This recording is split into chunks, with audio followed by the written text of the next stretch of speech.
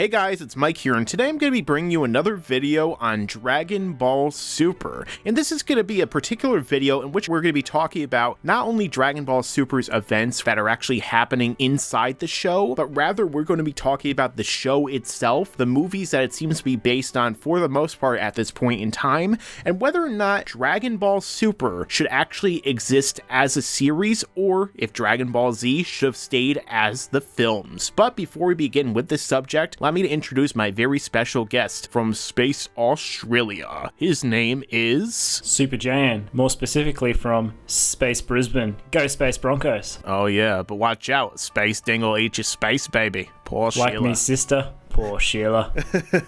But yeah, basically in this video what we're going to be talking about is, do we think that the Super series should actually exist as its own series on TV in circulation episode after episode, or do we think that the Dragon Ball franchise should have just continued along as movies with Battle of Gods, with Resurrection F, and so on? So to start this off, I'm going to throw it over to Super Jayain. What do you think, Jay? Well, initially I would have said, retelling Battle of Gods and Resurrection of F, sure, that could be good because they had every opportunity and every chance to retell the movie in a better fashion than they did in the movie and fill in the plot holes, fill in the gaps, which they have done somewhat. They filled in some of the story holes that were missing in the movies. But at the same time, I can't help but feel that Dragon Ball Super thus far before the Universe 6 arc is a bit hit and miss.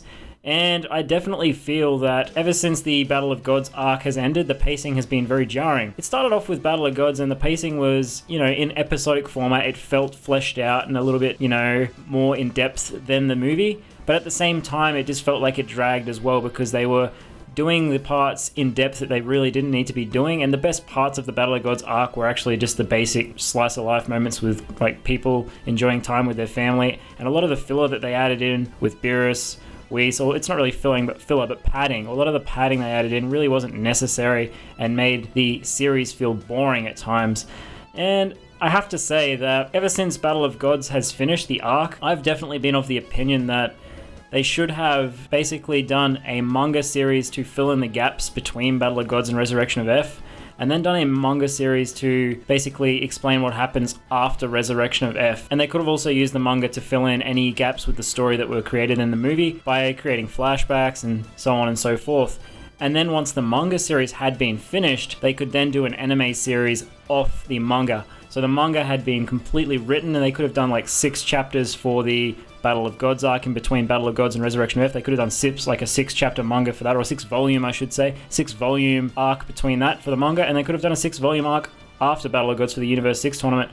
Release 12 volumes of manga, and then you have your manga out. People are going to buy the manga. It's new Dragon Ball content. People are going to buy your manga. Then you could do a Super TV series based off the manga. And I definitely feel this would still be a good business move because I understand why they didn't do it, because they wanted to make more money. Toei wanted to make more money by retelling the movies, but I definitely feel it was a wrong decision in that they really haven't done the series justice because, like I've said in previous videos, Super has isolated itself completely at the moment from Dragon Ball Z anime and Dragon Ball Z manga, in the sense that, like, the most recent episode's a perfect example. The most recent episode at the time we record this was Dragon Ball Z Super episode 22, and, Ginyu changing bodies with Bulma was supposed to be filler, yet Bulma references that and remembers that scene, so they're referencing the filler and the anime there, but they go on to create a completely new hell in the Resurrection of F arc that completely ignores the hell that was previously established in Z. So it's ignoring the anime canon and it's also ignoring the manga canon. So Super isolates itself completely from the previous series, and I feel like they've just stuffed it up completely. I would have done a 12-volume manga series and then done a Super series based off that manga, and I definitely think it would have been a better business decision. There would be less plot holes, less inconsistencies, because they would have had a prior story written by Toriyama. Then they could have made a series based off that. They could have taken their time with the artwork, and they could have taken their time with the animation and just made the series a whole lot better. Yeah, now, when it actually comes to the manga, the thing is, too, that we know that Toriyama in interviews in the past has said that after Jocko, he no longer wanted to actually draw a manga series again. But the thing is that we've already seen with precedent, for example, the Yosun Goku and His Friends Return manga, or the Resurrection F manga. We have seen that multiple different animators or illustrators have actually made manga manga adaptations that Toriyama has written or based on what Toriyama had written. So the thing is, Toriyama would not have had to actually animate anything. All he would have to do is actually write all this stuff out, give it to someone to animate, and then they would actually be able to draw the whole manga, and then we could base everything off of that, so we could immediately have a strict guideline, based upon this is canon, this is not, so on and so forth. But the thing is too, that you mentioned that it's isolating itself from the overall series at large. Now, with that in mind, it actually is also isolating itself from what we saw in the films. Now, of course, there is an up in the air sort of thing as to, is Super canon, is the film canon, this and that, but there are things like not only the films, like for example, let's go to the Battle of Gods arc. When we watch the Battle of Gods arc in Dragon Ball Super, there is an instance that we can point out that they isolate itself from the Battle of Gods movie and previous stuff, and that is during the time when they're trying to figure out which of the Super Saiyans, another Super Saiyan or another Saiyan that they can incorporate into the God ritual. Now, in the movie Battle of Gods, Bulma's like, Vegeta, don't you have a younger brother out there somewhere in space? And then Vegeta's like, oh yeah, but I don't remember his number. Never once is this actually referenced in Dragon Ball Super at all. So Dragon Ball Super is not only ignoring some of the stuff that was said in the movie, but is also ignoring the canonicity of Yosun Goku and his friend's return, which is based on a story written by Akira Toriyama. So there are instances of things that seem to be happening in Dragon Ball Super that are directly ignoring things that Toriyama himself has written or stated. Then there's instances like the fight between Goku and Beerus. Beerus, in that fight, he tells Goku he's going all out. Of course, afterwards he does say that he isn't, but the fact of the matter is it seems like Goku and Beerus are far closer in power than Toriyama said in his interview by giving Goku a 6, Beerus a 10, and Whis a 15. But then, of course, there was never even the scene after their fight in the actual Dragon Ball Super series in which Beerus had said, oh, this is my teacher. He is, the strongest person I have ever fought other than you, although he implied that. But the fact of the matter is now in the actual manga we're going into, which we don't even know if the manga's canon, if the series is canon, what is not. In the manga series, now there's like the whole big twist of, oh,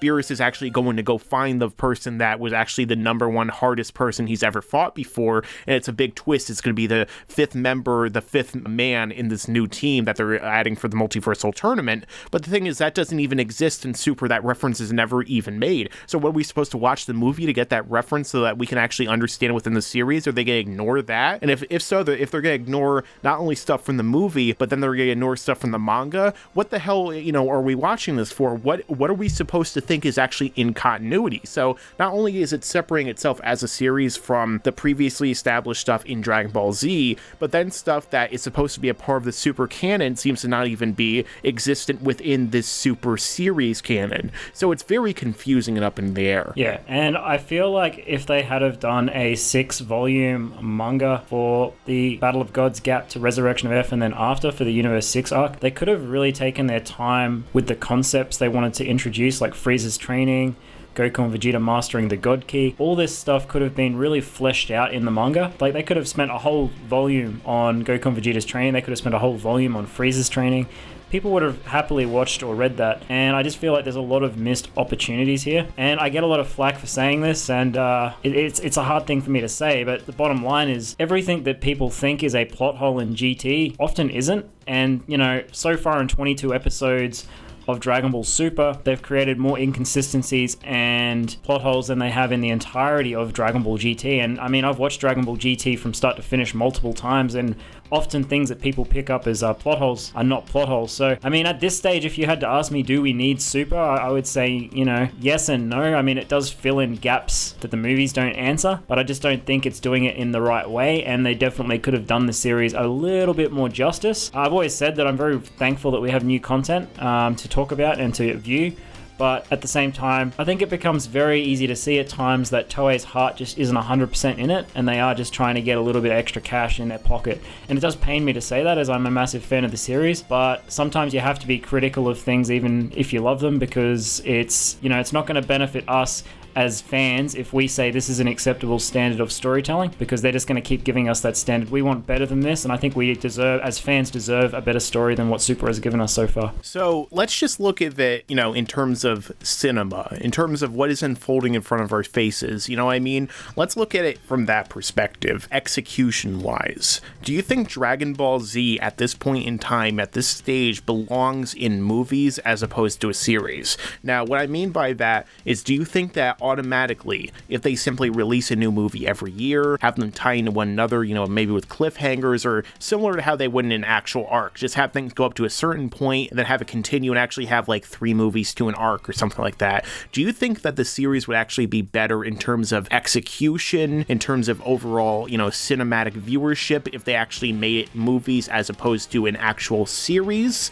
Or do you think that after a certain point, it naturally should go back to the series progression and, of course, the series format overall? Well, to be perfectly honest with you, as you know, most of your anime movies that get released in cinemas are a maximum of 90 minutes long, and it's not until the Blu-ray or DVD release that they get directors or extended cuts and go over 2 hours. And I feel like they really can't do the series justice with a 90-minute movie. I feel like definitely Battle of Gods and Resurrection of F is more enjoyable as movies rather than arcs, but Super definitely had an opportunity to fulfill those movies to a better standard and make them better than the actual movies. Super had every chance to make the Battle of Gods arc better than the movie, and had every chance to make Resurrection of F arc. We haven't seen all of it yet, but so far I feel it's to a lower standard than the movie. That's my opinion. I definitely feel that the movies are good for the fandom and they do create a lot of hype in the community, but if there's any time for Toei to release a new Dragon Ball series, it was now, because Dragon Ball is coming back in a big way, and I don't think the movies can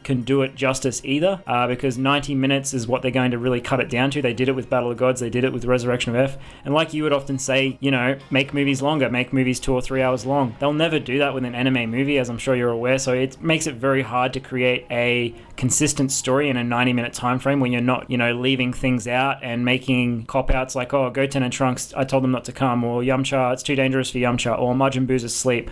They might find it very hard to introduce all these concepts into a movie, and that's why they have to keep it down to 90 minutes. So Super is a missed opportunity in the fact that they haven't taken advantage of an episodic format and filled in all these gaps to 100% of their capabilities. I mean, that is a disappointing reality when we actually look at the anime industry and stuff like that, because Dragon Ball Z is such an epic scope series. It should really get length movies that are they don't have to be Lord of the Rings length, but since it's something comparable in many ways to Lord of the Rings in terms of how epic and gigantic in scope these kind of stories and tales that they tell, especially with the action set pieces, it definitely would benefit with these movies to actually have a 2.5 hour to 3 hour runtime. But it is a disappointing reality that the anime series will never really allow that to come about, because the fact that they're too busy with shoving as many people in as many showings as possible and then charging us $15 for a 90-minute movie when it should be a lot longer than that, which was one of my biggest gripes about Resurrection F, that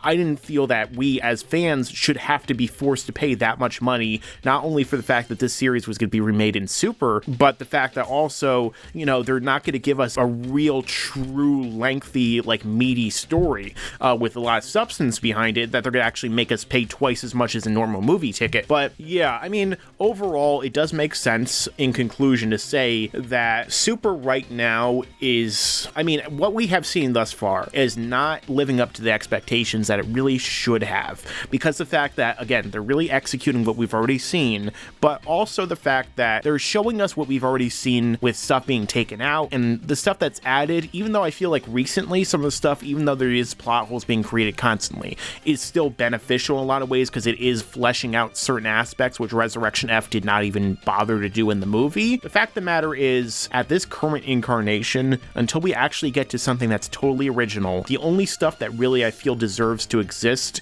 is the new stuff that they have added in between the arcs which have already existed, such as the explanation, the expansion of the Goku, Vegeta, and Whis training, or, a little bit of an explanation as to how Frieza trained with Tagoma, stuff like that. So basically I feel that until we actually move beyond it, and this is basically something that we say all the time, until we move beyond what we've already seen thus far, what we're seeing in Super is almost moot, even if it's enjoyable, because the fact that we've already seen it before, it's not new content until it becomes new content, and then it actually becomes deserving of its own existence. Yeah, I definitely agree with that. Just disappointed that so far we haven't been given the story that, we could have possibly had. It could have been a really epic series, and I will reiterate, because I know it upsets a lot of people when I say something negative about Super. Some people, don't take criticism well, but I love the series. I watch it every week. I will continue to review it, but I will definitely be critical of something that is not living up to expectation, even if it's a series I love. Yeah, so there you have it. This has been another video that we were bringing you today on Dragon Ball Super, in which we were talking about whether or not Super as a series should continue to exist. Don't forget to check out Super Jayain's channel, which will be listed below in the description, and don't forget to like, comment, share with your friends, and subscribe for more videos like this to come in the future. As I always say, stick around, because there's a lot more to come in the future.